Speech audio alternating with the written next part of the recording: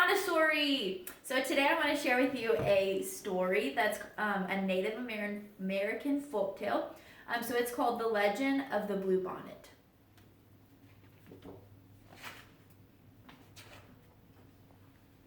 Great spirits, the land is dying.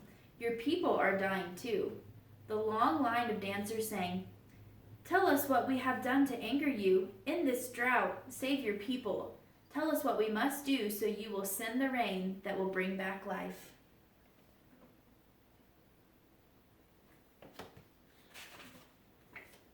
For 3 days the dancers danced to the sound of the drums, and for 3 days the people, called Comanche, watched and waited.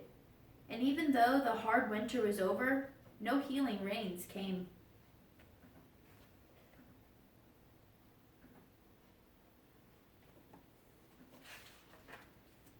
Drought and famine are hardest on the very young and the very old. Among the few children left was a small girl named She Who Is Alone. She sat by herself, watched the dancers. In her lap was a doll made from buckskin, a warrior doll. The eyes, nose, and mouth were painted on with the juice of berries. It wore beaded leggings and a belt of polished bone.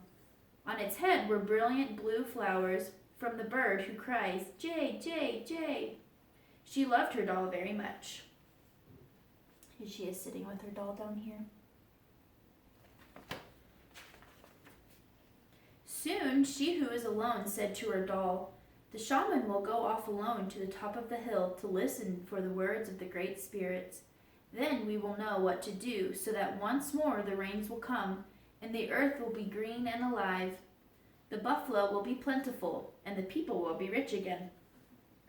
As she talked, she thought of the mother who made the doll, of the father who brought the blue feathers.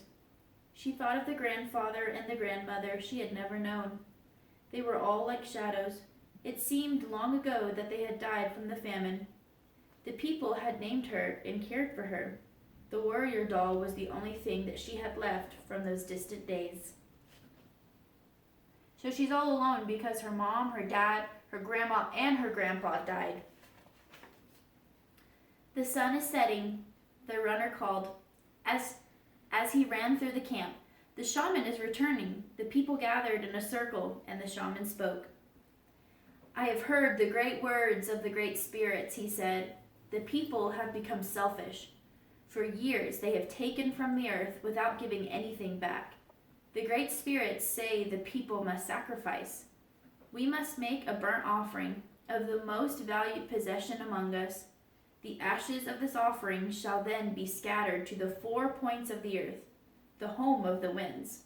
When the sacrifice is made, drought and famine will cease. Life will be restored to the earth and to the people."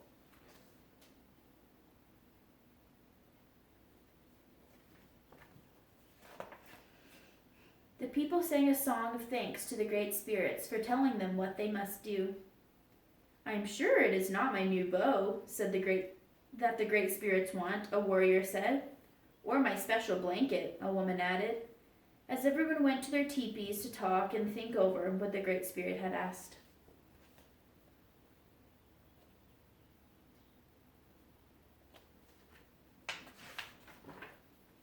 Everyone, that is, except She Who Is Alone. She held her doll tightly to her heart. "You," she said, looking at the doll, "you are my most valued possession. It is you the great spirits want." And she knew what she must do. As the council fires died out and the teepee flags began to close, the small girl returned to the teepee, where she slept to wait.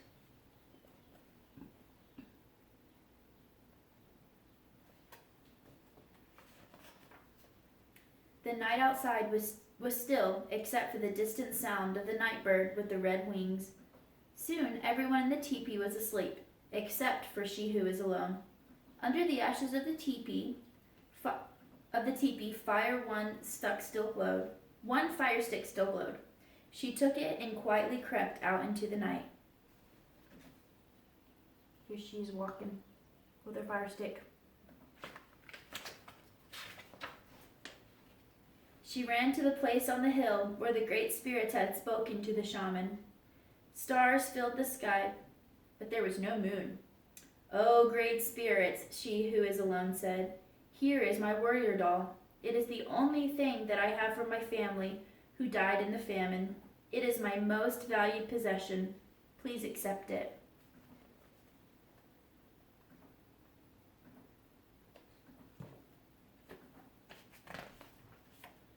Then, gathering twigs, she started a fire with the glowing fire stick.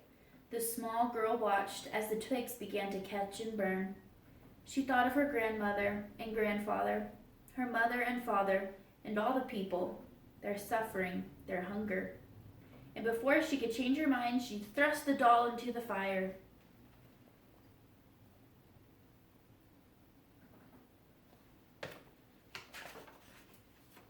She watched until the flames died down and the ashes had grown cold.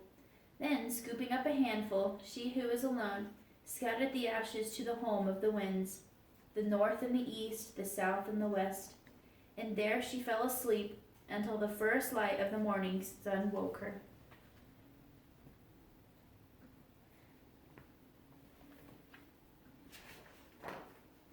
She looked out over the hill, and stretching out from all sides where the ashes had fallen, the ground was covered with flowers, beautiful flowers, as blue as the feathers in the hair of the doll, as blue as the feathers of the bird who cries, "Jay, Jay, Jay."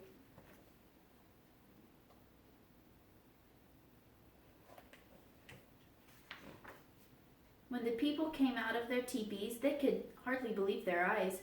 They gathered on the hill with she who is alone, to look at the miraculous sight. There was no doubt about it. The flowers were a sign of forgiveness from the great spirits. And as the people sang and danced their thanks to the great spirits, a warm rain began to fall, and the land began to live again.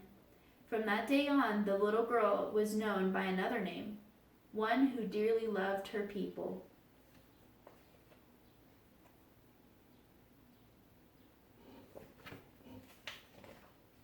And every spring the great spirits remember the sacrifice of a little girl and fill the hills and valleys of the land, now called Texas, with the beautiful blue flowers, even to this very day.